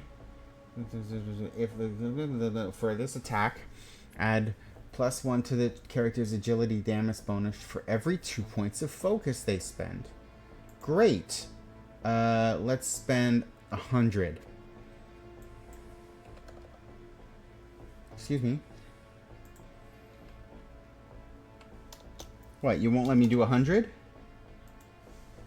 Come on now. Be cool. It's not letting me be cool. Don't make me do that. That's too much. That's too much juice, Glenn. 80 is too much? What? How about 70? You gotta be kidding me. No, okay. Not 50. 40? You know what? I'm gonna do it anyways. I don't care what this thing says. Is there actually a line that says I can't kill people? Not that I'm aware of. It's not. So you do the math. For every 2 points of focus, a +1 to agility damage bonus. This is a +50 agility damage 50. bonus. Thank you. Mathematicians, all of us. Demiplane or Roll20 I guess it's Demiplane. Fix it! I guess it's the same company. Anyways. So yeah, the Sentinel raises its palm. That familiar pink glow of energy you've seen hurt so many of the people you care about, now aimed towards Jubilee. And then we're gonna make the attack. And does she have... I don't think she would. Let's see. No.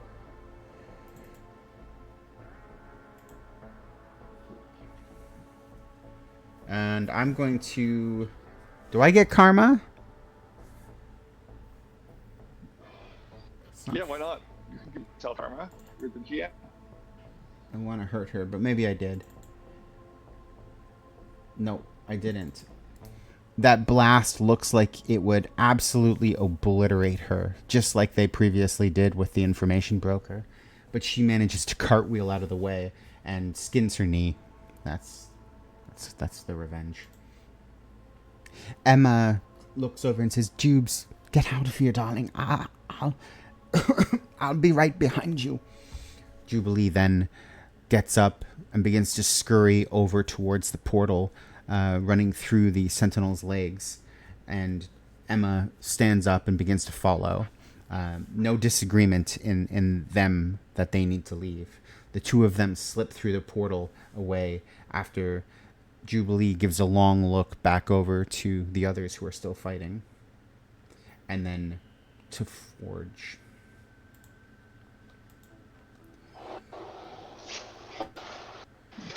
Forge, in his 70s, rifles through the belongings on that desk and begins to shove everything that he can into a satchel that he's got slung over his shoulder. His eyes happen upon a tablet and he lifts it up. And then his face changes. And you see something you haven't seen in a long time from Forge. Seldom, even back in the past. A smile. Alex, this is it. This is exactly what we need.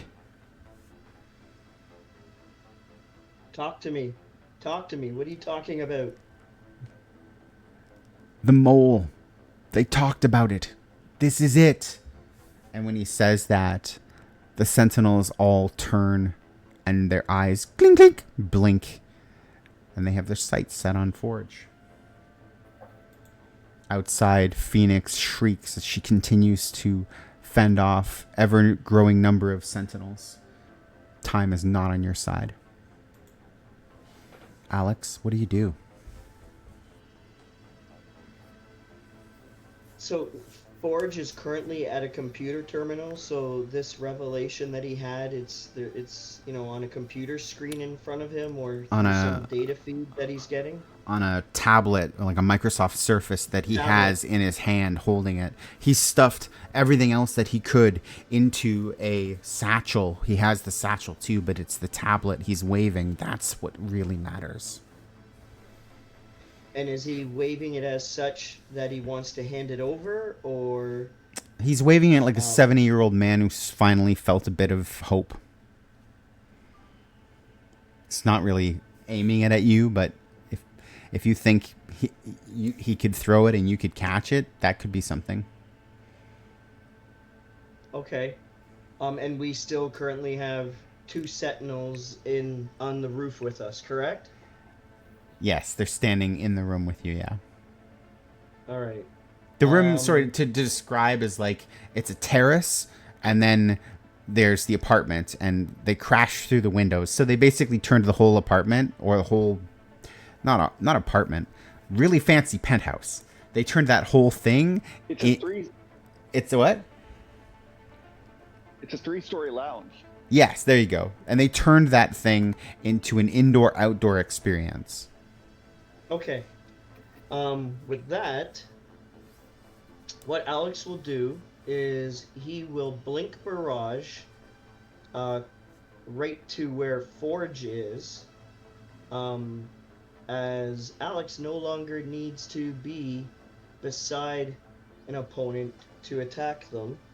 So he will then, as his standard action, use his telespot power, which basically allows me to.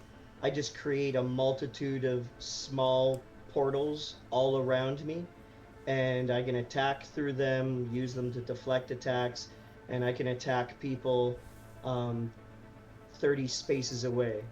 So now that I'm with Forge and I can offer him some protection, and I will, even though I'm no longer in melee with either of the other two, I will just simply attack through a telespot, and I will roll that.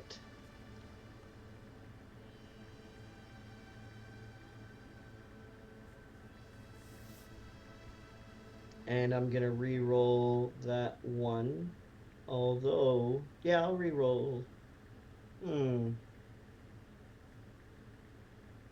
I get to, because I'm rolling, I can use the higher. So I'm gonna actually re-roll that 5. See if I can make it a 1 or a 6.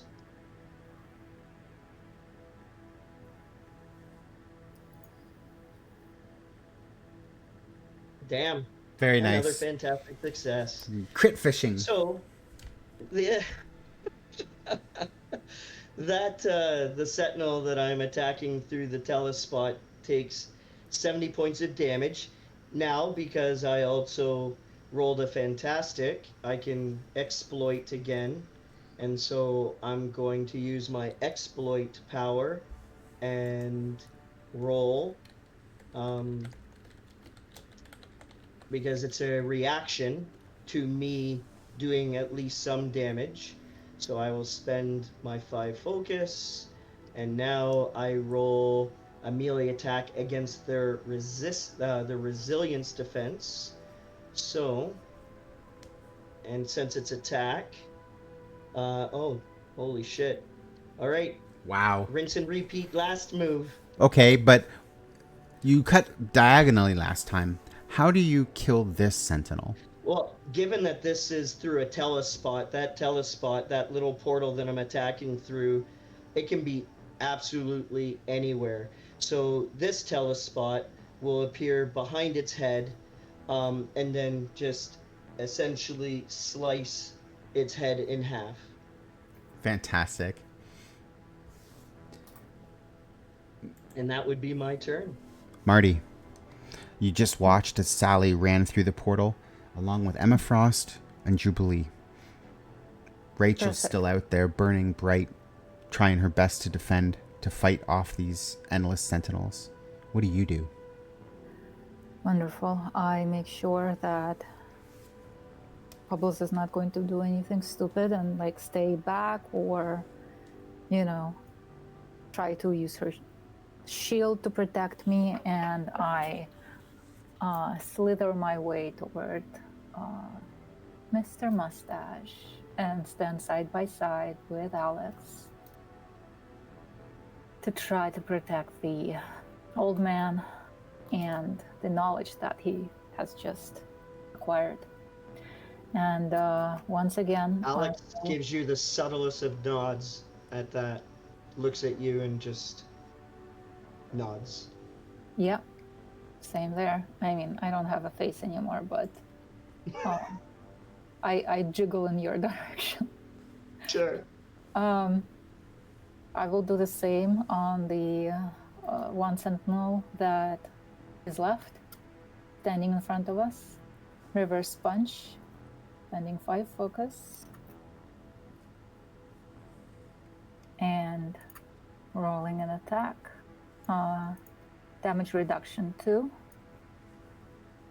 Oh, look, it's a fantastic success. Nice. Well, that is fantastic.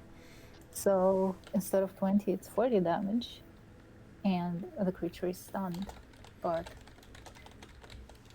it is up to you which version of stun you want to use. No, you're supposed to tell me. Oh, yeah, no, we'll use the one that's in there for now. So attacks against it have edge. It loses its actions. Demiplane should update that, but we'll get familiarized with the errata for next week. Offensive Ocelot, to his credit, posted it In the chat. just in chat there about one little scroll up above. Okay, then we're going to use that because thank you for that. They have trouble on any standard actions or reactions. Cannot use any movement actions. Okay, that's a huge difference. The character can still use powers that can be used with standard actions or reactions. Any attacks against them have edge. Unless otherwise specified, these effects last for 1 round. Well, So they can still attack, I but can with trouble. I can spend as much focus as I want, but point taken. So they stunned, yo. It is their turn. They are going to choose to attack, and they are going to directly head. Oh, they can't move. Well, I guess they're going to raise up that palm towards Forge. The pink light will begin to burn in their hand. And But Does neither Marty or I, being directly in front, have any effect? Yeah, both of us are in front of Forge. in front, it's 18 feet tall. That's okay. It's has shooting the high down. ground. It has a it's like Obi-Wan. It has the high ground. And you should just accept the Yeah, high fact ground. that your friend's Mine about to is get like- nuked. It's like a little like loopy over Forge, like a little bird. Like just me. Forge Wiggle, has a damage reduction. Forge will be fine, right? have a damage reduction, but Skids How have so how much No. chat, how much focus can I spend? Chat, aka Ocelot. Yeah. Let us know. I'll Yeah, attack go now. All of it. And then 1 damage reduction. Rank times 5 is what the expert is stating. Okay. So rank times 5, so 20. So it's going to be Expert. plus 10 damage. So 40 damage to Forge.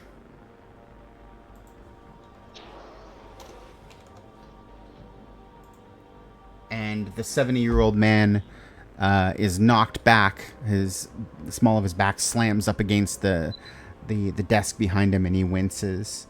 You can tell that. Physiotherapy. Yeah.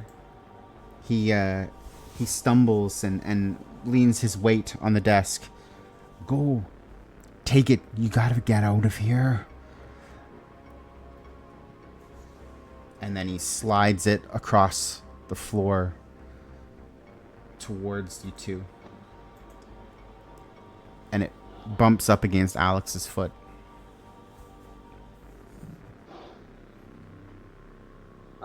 If it doesn't count as a reaction or a standard action, No, I'll you can immediately pick it up. But if I have to wait, I will. No, you can pick it up. It's your turn right now. Oh, okay. And so will that count as a standard or reaction? No, you could just pick it up. Okay. Alex will pick it up. And yeah, I don't think it's in Alex to leave Forge behind. He's resolute. He's got sentinels in front of him. I did say when I described him that he is singular purposed these days, and right in front of him is the focus of it. So Alex will attack the one remaining sentinel that's with us in this arboretum, and let's see.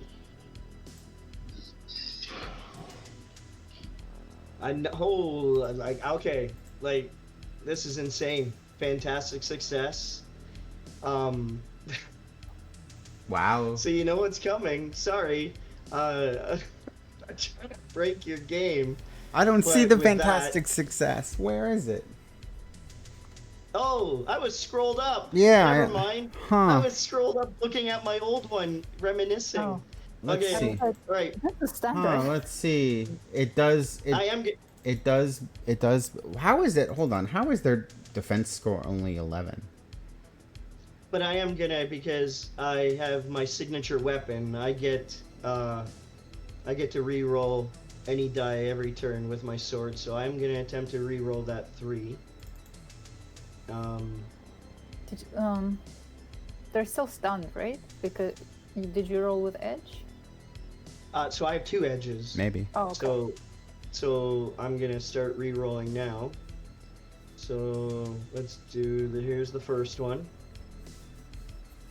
And nothing changed. So I will attempt to do so again. I think you're out There we of go. boots. I have, so this is just a regular attack. So no more, nothing more to worry about. It. So you had mentioned before, its damage reduction reduces it to, so it's like my first attack. So 6 times 23. 3 is 18, and 5, 23 points of damage.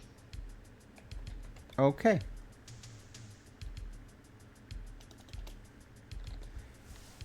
A solid hit. Scratches through it and sparks fly. Its arm drops a little low, but is still functional. Marty. All right. So my reach is 10 times now from the standard one. So can I reach Forge?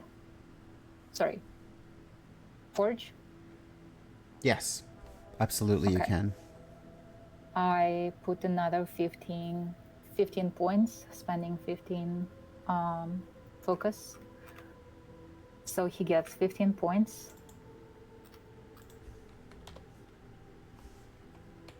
Healing hands. Thank you, dear. We'll get that hip back up and running. Don't worry. Just follow us. Okay. The sentinel seems unfazed, singular in its focus, and is no longer stunned. So storms up, knocking over hors d'oeuvres, crashing glass, and charges towards Forge, where Not the herbs. it slams its fist down, -1, into a clobber. I actually don't know if that hits. Hold on. It does hit. So it's 18 damage against Forge, and the good work you've done has been undone, and it expends its crushing grip to grab onto it and hold onto Forge tight, squeezing, causing the man to cry out. Forge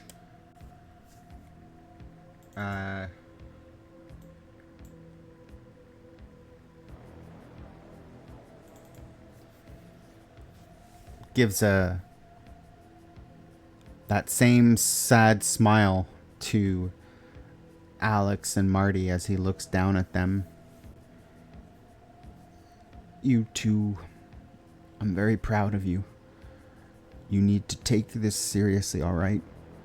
You need to care for each other. And for God's sakes, Alex, get out of here. And he pulls the pin on a grenade and detonates in the grip of the sentinel, whose arm explodes, falls to the ground with a clatter. And the man known as Forge buys you enough time to get away. Alex howls, "No!" But knowing it was his choice, his action, and he was resolute to do it, he knows what he has to do next, which is Yes, get out of here.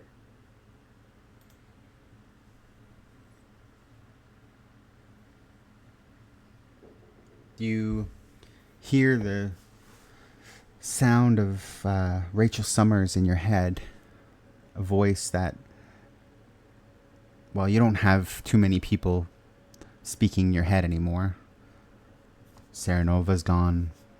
Professor X is gone. Jean Grey, gone. Emma Frost. But that's a really different experience. Rachel speaks to you in your minds, and it sounds like it smolders.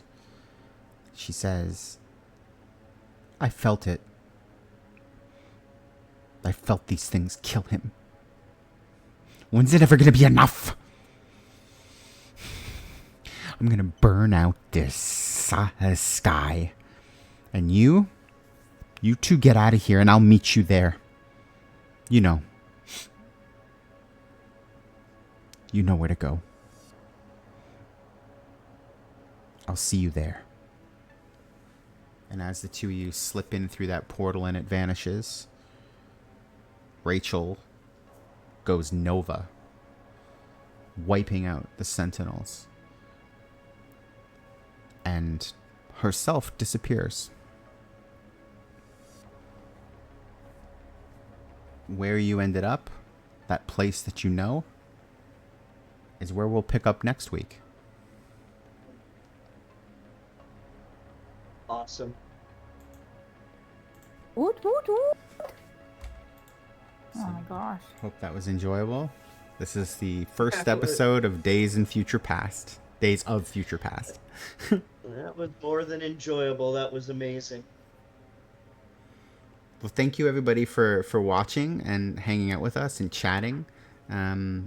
Hope you enjoyed. Let us know if you have any feedback, and we will see you all again next Wednesday for the next episode of X-Men Mutant Proud. Is it weird to say, is it Wednesday yet? Is it Wednesday yet?